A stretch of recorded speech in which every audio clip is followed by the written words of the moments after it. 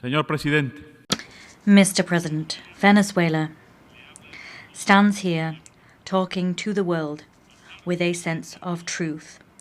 Over 5 centuries, the history of our homeland has been marked by one key ideal. That is the goal of achieving a society in which equality, justice, and freedom reign.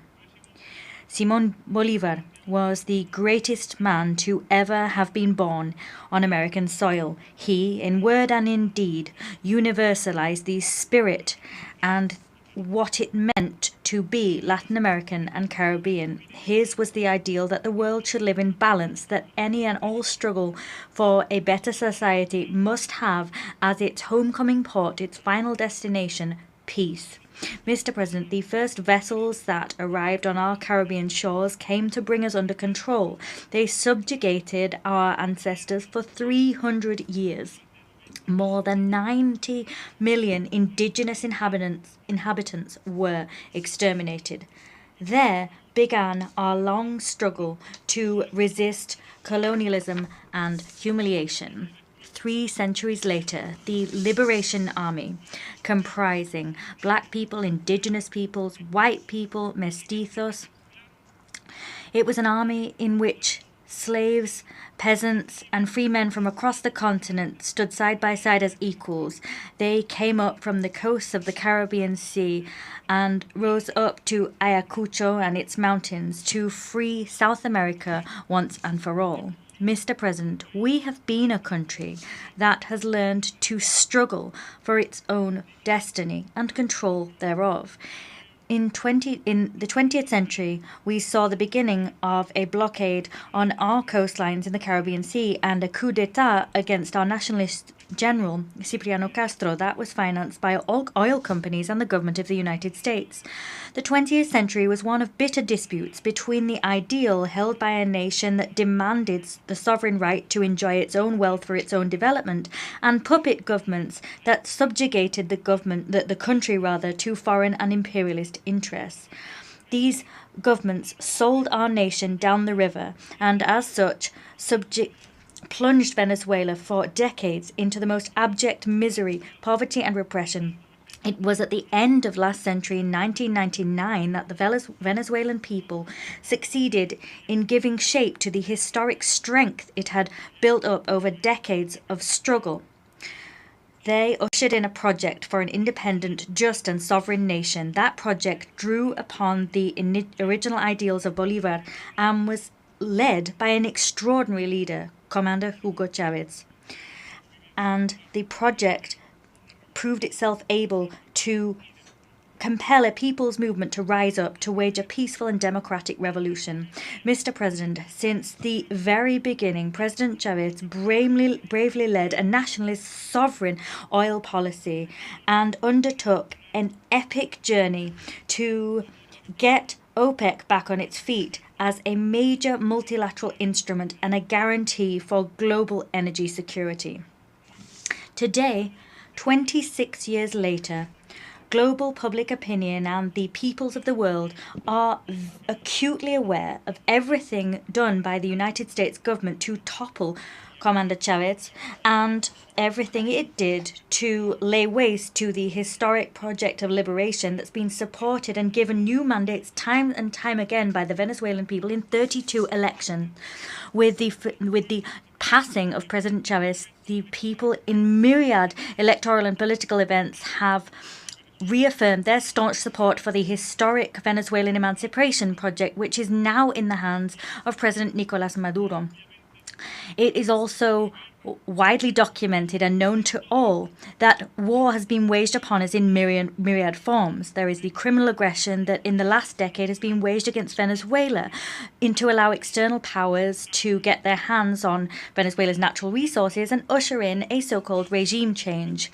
There have been countless aggressions, Madam President, against Venezuela in recent years, actions seeking to destabilize the nation, plots, conspiracies. These included an assassination attempt using drones. There's been the economic war, whose most cruel form has been the 1,042 sanctions that are criminally imposed upon our oil industry and the productive sectors of our nation. We've also seen several incursions using mercenaries. In addition to all of the above, now we have an absolutely illegal and completely immoral military threat hanging over our heads. That threat is a violation of the United Nations Charter, as well as of the rights of Venezuela as a sovereign state, and it is even a violation of the very laws of the United States itself. Venezuela thanks this General Assembly for the solidarity shown to it by the overwhelming majority. The governments of the world and the peoples of the world have shown us that solidarity. I'm thinking particularly of CELAC, BRICS, and the non-aligned movements. All of these peoples and all of these groups have repudiated these immoral threats and have supported Venezuelan democracy and Venezuela's right to peace and development. Madam President, in these early decades of the 21st century, we have seen false and tasteless justifications invoked to invade our sisterly country, Iraq. We have witnessed the bombing and destruction of Libya and the 20-year invasion of Afghanistan. The aggression waged by global powers has not let up for even a decade. As such, a short while ago, we saw the criminal and cunning bombing of the peaceful Islamic Republic of Iran. Today, the target of this aggression is now Venezuela, a peaceful country built on solidarity. In view of the fact that Venezuela cannot be accused of having weapons of mass destruction or nuclear weapons, today unbecoming and perverse lies are being levelled against us that no one believes. No one in the United States believes them, or in the world as a whole. They're being invoked to justify a $1 billion military threat, which is despicable, outlandish, and immoral. Consequently, we're once again grateful to global public opinion and the public opinion of the United States. We're also grateful to the governments and the peoples of the world that are speaking out against this attempt to bring war to the Caribbean and South America in order to usher in a regime change which will allow external powers to rob the immeasurable oil and gas wealth of Venezuela. We are not surprised, Madam President. We are all well aware that the people of the United States have time and time again voted for governments that promised to bring peace and put an end to eternal war. Governments that promised to devote themselves to resolving internal problems. Poverty, the addiction epidemic, unemployment and inequality, which today characterize the U.S. and its society. And we've seen time and time again how the noble people of the United States have been disappointed. For this reason, today, Venezuela wishes to reaffirm it is dedicated to peace as Simón Bolívar was. We are devoted to our self-determination and, on the basis of the United Nations Charter, we once again affirm that we have a right to defend our sovereignty and to defend peace in the Caribbean and across South America. Venezuela is part of this new pluripolar world that has been ushered in. Simón Bolívar in 1824, in the altitudes of Junín, was driven forward by the same ideal when, on the eve of a decisive battle, said to his soldiers, "Peru and the whole of America is clinging to you as a hope for peace, the daughter of victory. Even liberal Europe is watching you, enchanted under a spell, because the freedom of the new world is a hope harbored by the universe as a whole." President, Venezuela defends, struggles always, and works for a world of balance, justice, and equality, a world free of colonial empires. It was Chavez who was the great driver of the process to usher in such a world on our continent. He did so by founding Petrocaribe, ALBA TCP, and the Union of South American Nations, UNASUR, as well as the Community of Latin American and Caribbean states. The people of Venezuela are a peace-loving people, and for this reason, they are always ready to defend that peace. We are not intimidated by threats, lies, or cannons. The love for freedom courses through our very veins. Bolívar taught us to espouse those ideals when in 1818, in the face of a threat levelled against him by an impudent Washington envoy, said, and here I quote, "It would seem to me, sir, that you are attempting to force me to insult you in return. I will not.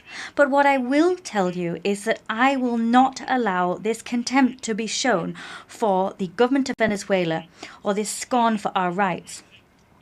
Fortunately, I have quite frequently seen a handful of free men vanquish powerful empires. End quote. President, the revolutionary government of President Nicolas Maduro fully reaffirms its commitment to building this world which respects international law, a world free of hegemonic empires or warmongering empires, a world in which the people of the global south are able to enjoy their right to peace and future.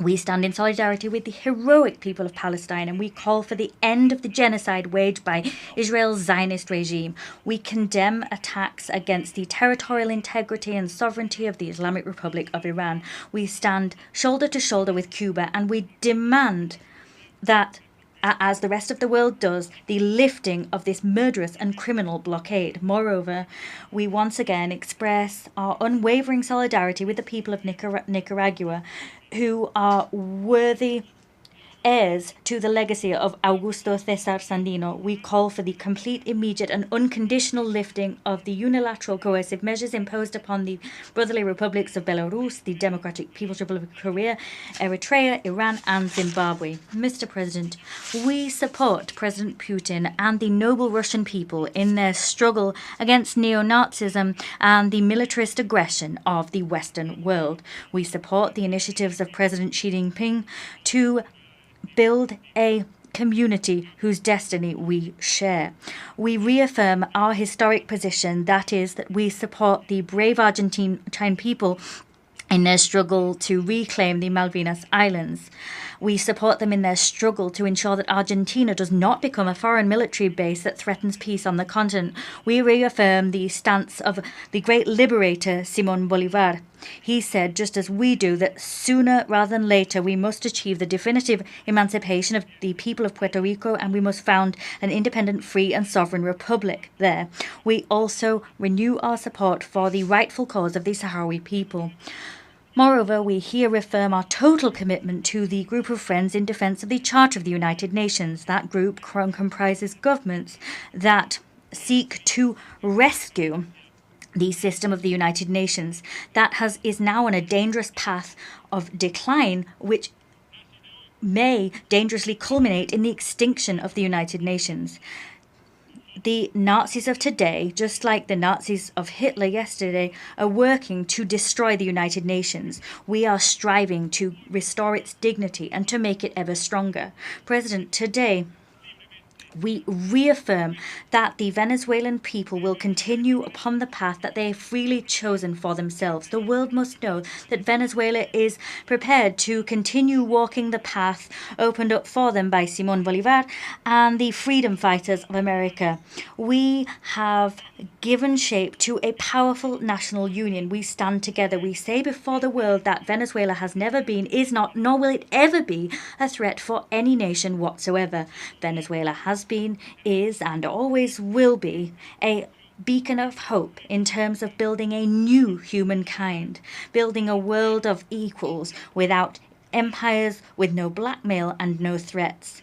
We will usher in a world where colonialism, slavery and exploitation are vanquished once and for all, a world in which peace can grow stronger. And, as the poet and Venezuelan singer Ali Primera said, a world where humankind is human. Thank you, President. Muchas gracias al señor. I thank the Minister of Foreign Affairs of the Bolivarian Republic of Venezuela.